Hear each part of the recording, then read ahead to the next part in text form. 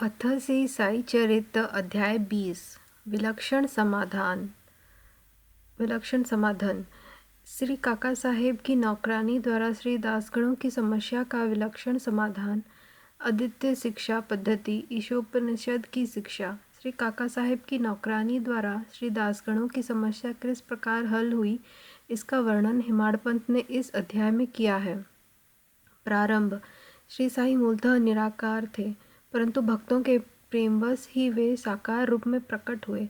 माया रूपी अभिनेत्री की सहायता से इस विश्व की बृहत नाट्यशाला में उन्होंने एक महान अभिनेता के सदृश अभिनय किया। आओ श्री साई बाबा का ध्यान व स्मरण करें और फिर शिरडी चलकर ध्यानपूर्वक मध्याह्न की आरती के पश्चात का कार्यक्रम देखें। जब आरती समाप्त हो गई तब श्री साई बाबा ने मस्जिद से बाहर आकर एक किनारे खड़े होकर बड़ी करुणा तथा प्रेम पूर्वक भक्तों को उदी वितरण की। भक्तगण भी उनके समक्ष खड़े होकर उनकी ओर निहार कर चरण छूते और उदी वृष्टि का आनंद लेते थे। बाबा दोनों हाथों से भक्तों को उदी देते और अपने हाथ से उनके मस्तक पर उदी का टीका लगाते थे। बाबा के हृदय में भक्तों के प्रति असीम प्रेम था। वे भक्तों को प्रेम से संबोधित करते, ओ भाऊ अब जाओ भोजन करो, अन्ना तुम भी अपने घर जाओ, बापू तू भी जा और भोजन कर। इस प्रकार वे अप्रत्यक्ष भक्त से संभाषण करते और उन्हें घर लौटाया करते थे। आहा क्या थे वे दिन, जो अस्त हुए तो ऐसे हुए कि फिर इस जीवन में कभी न मिले। यदि तुम कल्पना करो तो अभी भी उस आनंद का अनुभव कर सकते हो। अब हम साई की आनंदमयी मूर्ति का ध्यान कर नम्रता, प्रेम और आदरपूर्वक उनकी चरण वंदना कर इस अध्याय की कथा आरंभ करते हैं। ईशोपनिषद। एक समय श्री दासगणों ने ईशोपनिषद पर टीका ईशावास्य भावार्थ बोधिनी लिखना प्रारंभ किया। वर्णन करने से पूर्व इस उपनिषद का संक्षिप्त परिचय भी देना आवश्यक है। इसमें वैदिक संहिता के मंत्रों का समावेश होने के कारण इसे मंत्रोपनिषद भी कहते हैं और साथ ही इसमें यजुर्वेद के अंतिम 40वें अध्याय का अंत सम्मिलित होने के कारण यह वाजसेनेयी यजुः संहितोपनिषद के नाम से भी प्रसिद्ध है। वैदिक संहिता का समावेश होने के कारण इसे उन अन्य उपनिषदों की अपेक्षा श्रेष्ठतर माना जाता है, जो कि ब्राह्मण और आरण्यक अर्थात मंत्र और धर्म इन विषयों के विवरणात्मक ग्रंथ की कोटि में आते हैं। इतना ही नहीं, अन्य उपनिषद तो केवल इस उपनिषद में वर्णित गूढ़ तत्व पर ही आधारित टीकाएं हैं। पंडित सातवलेकर द्वारा रचित बृहदारण्यक उपनिषद एक ईशोपनिषद का टीका प्रचलित टीकाओं में सबसे श्रेष्ठ मानी जाती है। Professor R.D. रानाडे का कथन है कि ईशोपनिषद एक लघु उपनिषद होते हुए भी उसमें अनेक विषयों का समावेश है, जो एक असाधारण अंतर्दृष्टि प्रदान करता है। इसमें केवल 18 श्लोकों में ही आत्मतत्व वर्णन, एक आदर्श संत की जीवनी जो आकर्षण और कष्टों के संसर्ग में भी अचल रहता है, कर्म योग के सिद्धांतों का प्रतिबिंब जिसका बाद में सूत्रीकरण किया गया तथा ज्ञान और कर्तव्य के पोषक तत्व का वर्णन है, जिसके अंत में आदर्श, चमत्कारिक और आत्म संबंधी गुण तत्वों का संग्रह है। इस उपनिषद के संबंध में संक्षिप्त परिचय से स्पष्ट है कि इसका प्राकृत भाषा में वास्तविक अर्थ सहित अनुवाद करना कितना दुष्कर कार्य है। श्री दासगणों ने ओवी छंदों में अनुवाद तो किया, परंतु उसके सारे तत्व को ग्रहण न कर सकने के कारण उन्हें अपने कार्य से संतोष न हुआ। इस प्रकार असंतुष्ट होकर उन्होंने कई अन्य विद्वानों से शंका निवारणार्थ परामर्श और वाद विवाद भी अधिक किया, परंतु समस्या पूर्ववत जटिल ही बनी रही और संतोषजनक अर्थ करने में कोई भी सफल न हो सका। इसी कारण श्री दासगणों बहुत ही असंतुष्ट हुए। केवल सद्गुरु ही अर्थ समझाने में समर्थ। यह उपनिषद वेदों का महान विवरणात्मक सार है। इस अस्त्र के प्रयोग से जन्म मरण का बंधन छिन्न भिन्न हो जाता है और मुक्ति की प्राप्ति होती है। अतः श्री दासगणों को विचार आया कि जिसे आत्म साक्षात्कार हो चुका हो, केवल वही इस उपनिषद का वास्तविक अर्थ कर सकता है। जब कोई भी उनकी शंका का निवारण न कर सका तो उन्होंने शिरडी जाकर बाबा के दर्शन करने का निश्चय किया। जब उन्हें शिरडी जाने का शुभ अवसर प्राप्त हुआ तो उन्होंने बाबा से भेंट की और चरण वंदना करने के पश्चात उपनिषद में आई कठिनाइयों उनके सामने रख कर उनसे हल करने की प्रार्थना की। श्री साईं बाबा ने आशीर्वाद देकर कहा कि चिंता करने की कोई आवश्यकता नहीं, उसमें कठिनाई ही क्या है। जब तुम लौटोगे तो विले पार्ला में काका दीक्षित की नौकरानी तुम्हारी शंका का निवारण कर देगी। उपस्थित लोगों ने जब वचन सुने तो वे सोचने लगे कि बाबा केवल विनोद ही कर रहे हैं और कहने लगे कि क्या एक अशिक्षित नौकरानी भी ऐसी जटिल समस्या हल कर सकती है। परंतु दासगणों को तो पूर्ण विश्वास था कि बाबा के वचन कभी असत्य नहीं हो सकते, क्योंकि बाबा के वचन तो साक्षात ब्रह्म वाक्य ही हैं। काका की नौकरानी बाबा के वचनों में पूर्ण विश्वास कर वे शिरडी से विले पार्ला बम्बई के उपनगर में पहुंचकर काका दीक्षित के यहाँ ठहरे। दूसरे दिन दासगणों सुबह की मीठी नींद की आनंदी ले रहे थे, तभी उन्हें एक निर्धन बालिका के सुंदर गीत का स्पष्ट और मधुर स्वर सुनाई पड़ा। गीत का मुख्य विषय था एक लाल रंग की साड़ी। वह कितनी सुंदर थी, उसका जरी का आंचल कितना बढ़िया था, उसके छोर और किनारे कितनी सुंदर थी इत्यादि। उन्हें वह गीत अति रुचिकर प्रतीत हुआ।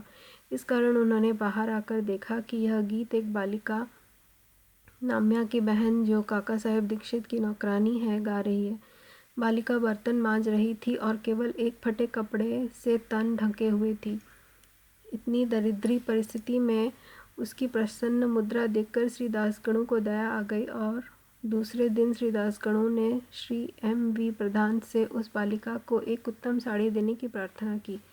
जब राव बहादुर M.V. प्रधान से उस बालिका को एक धोती का जोड़ा दिया, तब एक क्षुधा पीड़ित व्यक्ति को जैसे भाग्यवश मधुर भोजन प्राप्त होने पर प्रसन्नता होती है, वैसे ही उसकी प्रसन्नता का परावर ना रहा। दूसरे दिन उसने नई साड़ी पहनी और अत्यंत हर्षित होकर सानंद नाचने कूदने लगी एवं अन्य बालिकाओं के साथ वह फुगड़ी खेलने में मग्न रही। अगले दिन उसने नई साड़ी संभाल कर संदूक में रख दी और पूर्ववत फटे पुराने कपड़े पहनकर आई, परंतु फिर भी पिछले दिन के समान ही प्रसन्न दिखाई दी। यह देखकर श्री दासगणों की दया आश्चर्य में परिणत हो गई। उनकी ऐसी धारणा थी कि निर्धन होने के ही कारण उसे फटे चिथड़े कपड़े पहनने पड़ते हैं, परंतु अब तो उसके पास नई साड़ी थी जिसे उसने संभाल कर रख लिया और फटे कपड़े पहनकर भी उसी गर्व और आनंद का अनुभव करती रही। उसके मुख पर दुख या निराशा का कोई निशान नहीं रहा।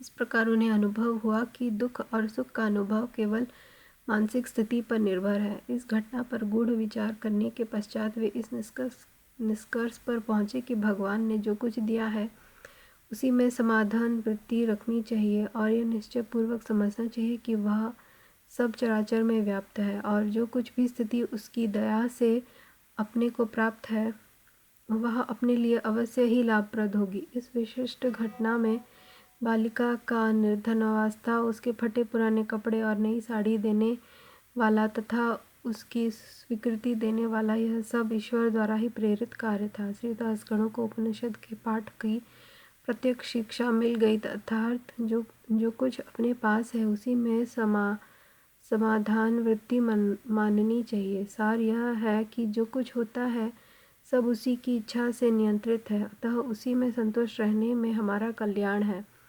अद्वितीय शिक्षा पद्धति। उपर्युक्त घटना से पाठकों को विदित होगा कि बाबा की पद्धति अद्वितीय और अपूर्व थी। बाबा शिरडी के बाहर कभी नहीं गए, परंतु फिर भी उन्होंने किसी को मच्छिंद्रगढ़, किसी को कोल्हापुर या सोलापुर साधनाओं के लिए भेजा, किसी को दिन में और किसी को रात्रि में दर्शन दिए, किसी को काम करते हुए तो किसी को निद्रावस्था में दर्शन दिए और उनकी इच्छाएं पूर्ण की। भक्तों को शिक्षा देने के लिए उन्होंने कौन सी उक्तियाँ काम में लाई, उसका वर्णन करना असंभव है। यह विशिष्ट घटना में उन्होंने दासगणों को विले पार्ला भेजकर वहाँ उनकी नौकरानी द्वारा समस्या हल कराई। जिनका ऐसा विचार हो कि श्री दासगणों के बाहर भेजने की आवश्यकता ही क्या थी, क्या वे स्वयं नहीं समझा सकते थे, उनसे मेरा कहना है कि बाबा ने उचित मार्ग ही अपनाया। अन्यथा श्री दासगणों किस प्रकार एक अमूल्य शिक्षा उस निर्धन नौकरानी और उसकी साड़ी द्वारा प्राप्त करते, जिसकी रचना स्वयं साई ने की थी। ईशोपनिषद की शिक्षा। ईशोपनिषद की मुख्य देन नीति शास्त्र संबंधी उपदेश है। हर्ष की बात है कि इस उपनिषद की नीति निश्चित रूप से आध्यात्मिक विषयों पर आधारित है, जिसका उसमें बृहत रूप से वर्णन किया गया है। उपनिषद का प्रारंभ ही यहीं से होता है कि समस्त वस्तुएं ईश्वर से ओतप्रोत है। यह आत्म विषयक स्थिति का भी एक उपसिद्धांत है, और जो नीति संबंधी उपदेश उसे ग्रहण करने योग्य है वह यह है कि जो कुछ ईश्वर कृपा से प्राप्त है उसमें ही आनंद मनाना चाहिए और दृढ़ भावना रखनी चाहिए कि ईश्वर ही सर्वशक्तिमान है और इसलिए जो कुछ उसने दिया है वही हमारे लिए उपयुक्त है। यह भी उसमें प्राकृतिक रूप से वर्णित है कि पराये धन की तृष्णा की प्रवृत्ति को रोकना चाहिए। सारांश यह है कि अपने अपने पास जो कुछ है उसी में संतुष्ट रहना, क्योंकि यही ईश्वर इच्छा है। चरित्र संबंधी द्वितीय उपदेश यह है कि कर्तव्य को ईश्वर इच्छा समझते हुए जीवन व्यतीत करना चाहिए, विशेषतः उन कर्मों को जिनको शास्त्र में वर्णित किया गया है। इस विषय में उपनिषद का कहना है कि आलस्य से आत्मा का पतन हो जाता है और इस प्रकार निरपेक्ष कर्म करते हुए जीवन व्यतीत करने वाला ही अकर्मण्यता के आदर्श को प्राप्त कर सकता है। अंत में कहा है कि जो सब प्राणियों को अपना ही आत्मस्वरूप समझता है तथा जिसे समस्त प्राणी और पदार्थ आत्मस्वरूप हो चुके हैं, उसे मोह कैसे उत्पन्न हो सकता है। ऐसे व्यक्ति को दुख का कोई कारण नहीं हो सकता। सर्वभूतों में आत्मदर्शन न कर सकने के कारण भिन्न भिन्न प्रकार के शोक, मोह और दुखों की वृद्धि होती है। जिसके लिए सब वस्तुएं आत्मस्वरूप बन गई हो वह अन्य सामान्य पुरुषों का छिन्द्रान्वेषण क्यों करे। श्री सद्गुरु साईनाथ अर्पणमस्तु। शुभम भवतु। ओम श्री साई राम।